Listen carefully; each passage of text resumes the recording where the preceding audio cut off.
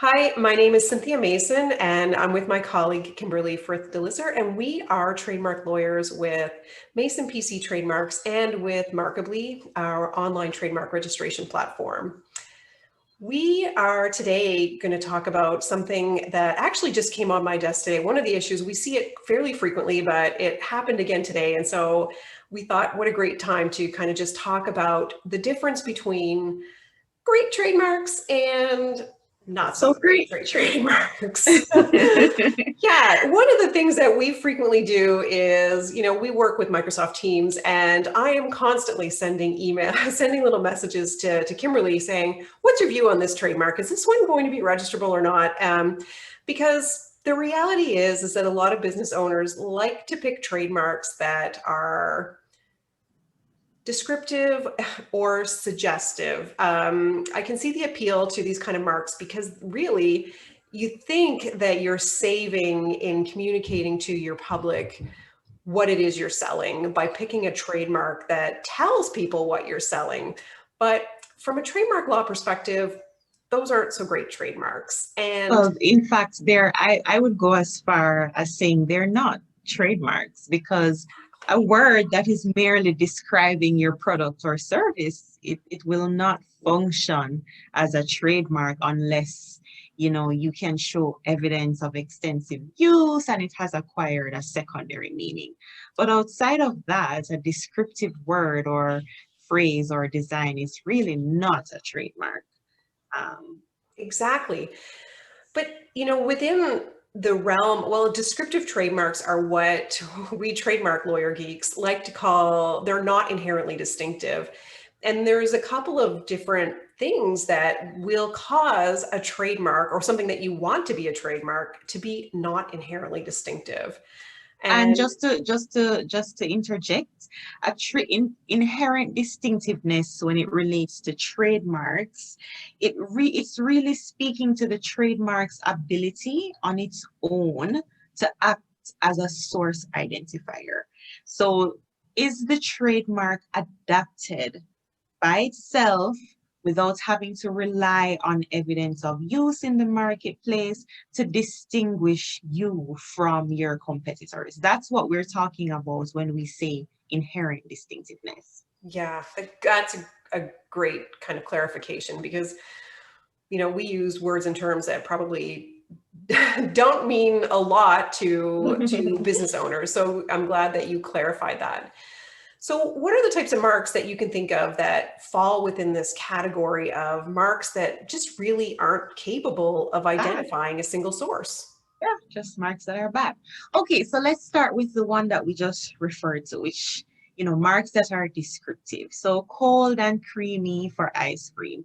All it does, it describes the product. It describes a trait of the product. And so when somebody sees a mark like that in the marketplace, it is likely that they're not going to treat with it as a trademark. It's not going to serve to distinguish your product from somebody else's product.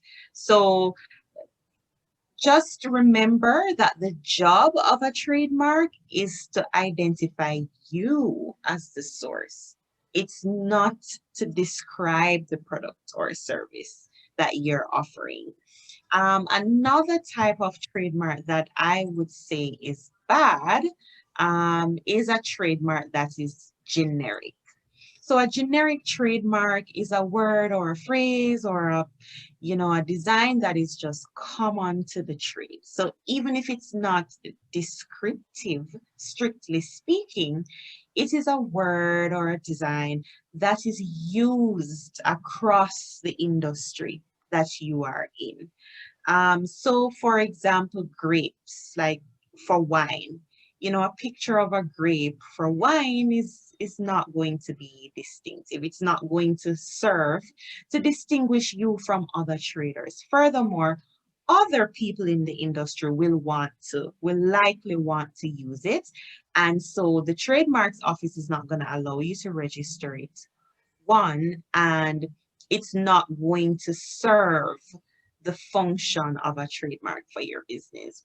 Um, Another type is names. And a lot of entrepreneurs tend to want to register their names or inquire as to whether names are registerable. Now, in Canada, there is law that says that a trademark that is primarily a name is not considered inherently distinctive.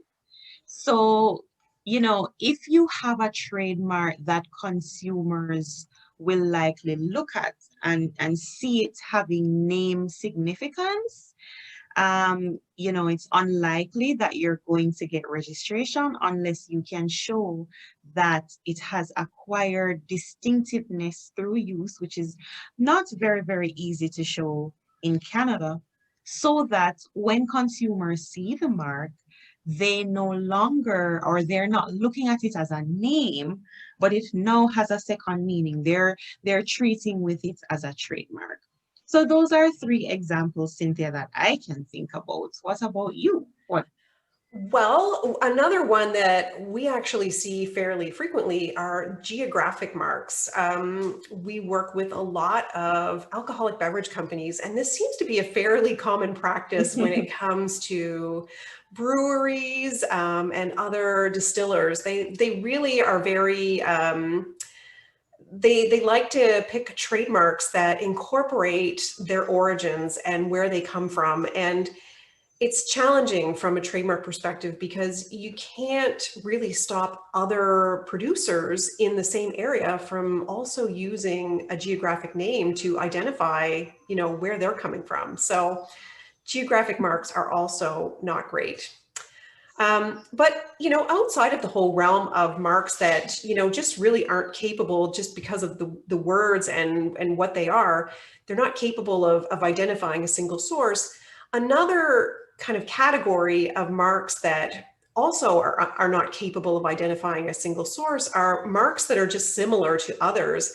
If your mark is similar to others that are out there, it's not capable of identifying your products and services from those other companies. And so really the only way that you're going to know if your trademark falls into that category is you have to do some searching. You want to, and we love to say, you want to search it before you love it. Love it. And that is, our rule when it comes to adopting a new trademark is you want to make sure you've done your searches of the trademarks register, both here in Canada and in other countries where you think you're going to be selling in the near future, because nobody wants to have a different mark for each different country. You want to search Google, you want to search domain names and make sure that you can get a domain name for your trade that incorporates your trademark. Search social media, search all of the different places where your customers would go to find you. And if you're seeing other users or very similar marks that for what you're planning to use, move on, think twice, come up with something a little bit better, because at the end of the day, when it comes to investing in your brand and creating a really great and memorable business, is you have to start with a great trademark. And just always remember, it comes back down to the job of a trademark and the purpose of your trademark, which is to distinguish you from everybody else in the marketplace. So if you have a trademark that's not great at all, you're not going to stand out. Your reputation is at risk because people will use other products and services thinking it's yours. Lost sales. There are a myriad of consequences that can flow from just not having a good trademark to begin with. Yeah. So that's what we had for this week. Join us next week. We'll have some other great topics that we're going to be answering. See you next time.